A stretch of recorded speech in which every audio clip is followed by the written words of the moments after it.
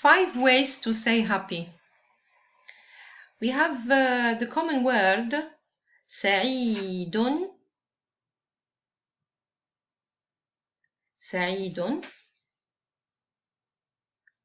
Feminine سعيدة. For feminine we say سعيدة. And we have the source, which is masdar in Arabic, is سعادة, happiness, سعادة.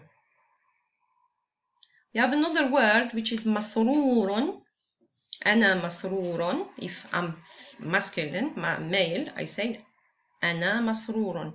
Feminine, she can say أنا مسرورة. أنا مسرورة. مسرورة. Or we can also say هي مسرورة. The source, masdar, is سرور. We have another word which is مبتهج. مبتهج or مبتهجة. The source is بهجة. And the fourth one is فرح. أنا فرح.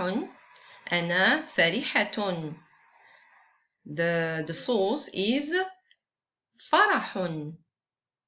فرح.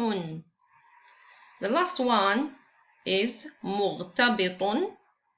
مغتبطة for feminine, and the source is غبطة.